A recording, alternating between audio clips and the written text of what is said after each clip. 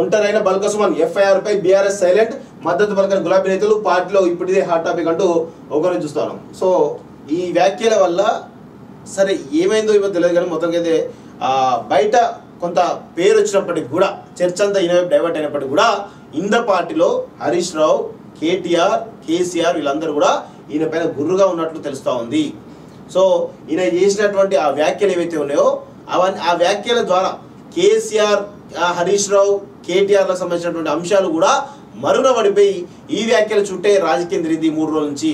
So అందుకే వాళ్ళంతా కూడా ఈరోజు హరీష్ రావు ప్రెస్ మీట్ పెట్టిండు. అప్పుడు గతంలో మొన్న ప్రెస్ మీట్ పెట్టి ఆయన ప్రెస్ మీట్లో చాలా అంటే అనేకమైనటువంటి విషయం, కృష్ణా జలాల వివాదం పైన చాలా కీలకమైనటువంటి విషయాలు చెప్పడం జరిగింది. ప్రజలు కన్విన్స్ చేసే విధంగా ఆ వ్యాఖ్యలు ఉండడం జరిగింది. సరే అవంతా కూడా తెలంగాణ సమాజంలో ఒక చర్చ జరుగుతుంది అనుకున్నారు, కానీ ఆ ప్రెస్ మీట్ పెట్టిన గంటకే ఈయన వ్యాఖ్యలు జరుగుతుంది. అది మరుగున పడిపోయి ఈ పైకి వచ్చింది. తెలంగాణ భవన్కి కేసీఆర్ వచ్చిండు, అది పెద్ద సెన్సేషన్ న్యూస్ అయితే అని చెప్పేసి అనుకున్నా ఉన్నారు. కానీ ఏమైంది, ఈయన వ్యాఖ్యలతోటి ఆ కేసీఆర్ యొక్క న్యూస్ కూడా మరుగున పడిపోయింది. కేటీఆర్ పట్టించుకునే పరిస్థితి లేదు వాస్తవం చెప్పాలంటే. సో ఇప్పుడు ఏంది, మొత్తం 3 రోజుల నుంచి బల్కసుమన్ చుట్టే తిరుగుతా ఉన్నది వాస్తవంగా. దీని అంతటి కూడా ఎవరికి బాధ అవుతుందంటే కల్వకుంట్ల కాలకేలకు బాధ అవుతుంది. కల్వకుంట్ల కాలకేలకు బాధ అయ్యి ఇప్పుడు ఏంది అంటే ఈయనను పెద్ద ఎత్తున ఈయన మీద కోపంగా ఉన్నట్టు తెలుస్తూ ఉంది, ఈయన పైన గుర్రుగా ఉన్నట్టు తెలుసు. ముఖ్యంగా హరీష్ రావు అయితే విపరీతమైన కోపం పెట్టుకున్నాడట. విపరీతమైన కోపం పెట్టుకుని మొత్తంగా అయితే ఈయన పైన చాలా సీరియస్గా ఉన్నట్టు తెలుస్తూ ఉంది. ఎప్పుడైనా మరి ఏమైనా చర్యలు తీసుకునే అవకాశం కూడా ఉండే అవకాశం ఉందని కూడా తెలుస్తూ ఉంది. చూద్దాం ఏమవుతుంది మరి.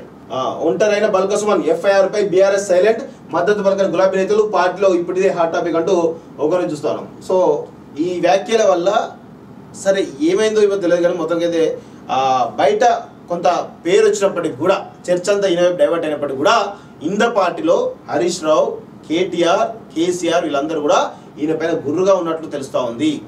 సో ఈయన చేసినటువంటి ఆ వ్యాఖ్యలు ఏవైతే ఉన్నాయో ఆ వ్యాఖ్యల ద్వారా కేసీఆర్, హరీష్ రావు, కేటీఆర్లకు సంబంధించినటువంటి అంశాలు కూడా మరుగున పడిపోయి ఈ వ్యాఖ్యల చుట్టే రాజకీయం తిరిగింది 3 రోజుల నుంచి.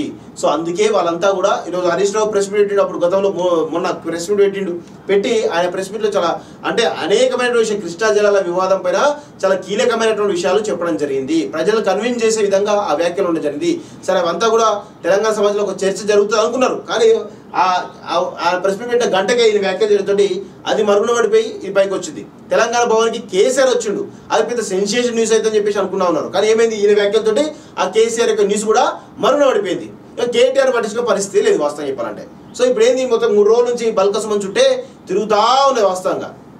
దీని అంతటి కూడా ఎవరికి బాధ అవుతుందంటే కల్వకుంట్ల కాలకేలకు బాధ అవుతుంది. కల్వకుంట్ల కాలకేలకు బాధ అయ్యి ఇప్పుడు ఏంది అంటే ఈయనను పెద్ద ఎత్తున ఈయన మీద కోపంగా ఉన్నట్టు తెలుస్తూ ఉంది, ఈయన పైన గుర్రుగా ఉన్నట్టు తెలుసు. ముఖ్యంగా హరీష్ రావు అయితే విపరీతమైన కోపం పెట్టుకున్నాడట. విపరీతమైన కోపం పెట్టుకుని మొత్తంగా అయితే ఈయన పైన చాలా సీరియస్గా ఉన్నట్టు తెలుస్తూ ఉంది. ఎప్పుడైనా మరి ఏమైనా చర్యలు తీసుకునే అవకాశం కూడా ఉండే అవకాశం ఉందని కూడా తెలుస్తూ ఉంది. చూద్దాం ఏమవుతుంది మరి.